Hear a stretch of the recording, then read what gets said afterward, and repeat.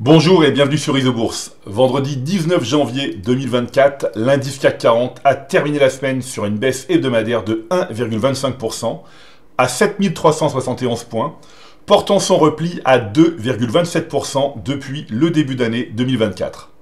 Alors les bourses de la zone euro et de New York ont clôturé la semaine dans des directions opposées. Aux États-Unis, à l'exception de l'indice de référence des petites valeurs américaines, le Russell 2000, les grands indices américains ont terminé la semaine dans le vert. La plus forte hausse est revenue aux valeurs technologiques du Nasdaq Composite avec un gain hebdomadaire de 2,26%. En zone euro, tous les indices ont terminé dans le rouge, la plus forte baisse revenant à la bourse de Bruxelles avec une perte hebdomadaire de 3,46%. Alors déjà, le plus mauvais élève de la zone euro en 2023, l'indice belge le Belvin poursuit sa baisse en ce début d'année 2024. Le principal indice de la bourse de Bruxelles évolue toujours dans une tendance baissière à moyen terme, une tendance validée en mai 2022 avec le croisement baissier des courbes de pression Isobourse 5 et 20 mois. Au top du palmarès, le Nasdaq Composite s'est offert un joli gain hebdomadaire de 2,26% cette semaine. L'indice phare des valeurs technologiques évolue au sein d'une tendance favorable à moyen terme depuis le croisement haussier des courbes de pression Isobourse 5 et 20 mois validé en avril 2023. Quant au principal indice de la bourse de Paris, le CAC 40, il se débat pour retrouver une orientation haussière à moyen terme avec la formation d'un nouveau croisement haussier des courbes de pression Isobourse 5 et 20 mois.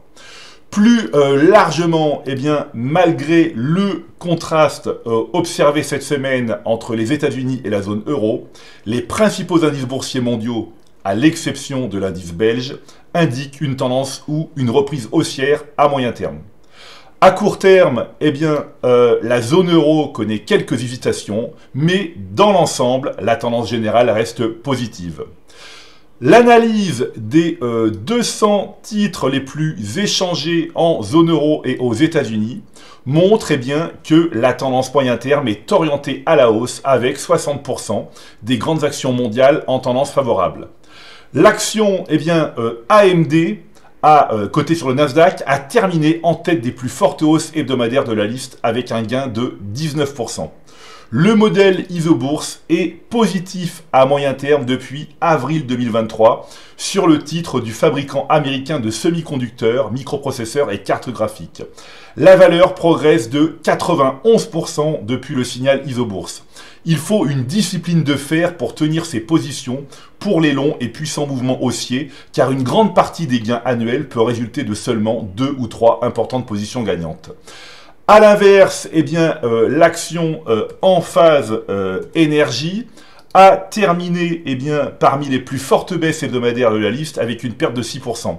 Le modèle Isobourse est négatif à moyen terme depuis janvier 2023 sur le titre de la société américaine de technologie énergétique. Le cours de l'action en phase énergie a été divisé par plus de 2 depuis le signal Isobourse.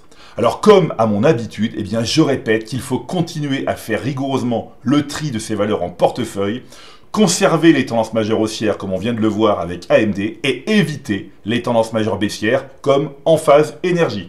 Voilà, écoutez, c'est maintenant à vous de faire le point de vos valeurs en portefeuille avec Isobourse. Je vous donne rendez-vous pour ma prochaine chronique et d'ici là, restez avec nous sur Isobourse.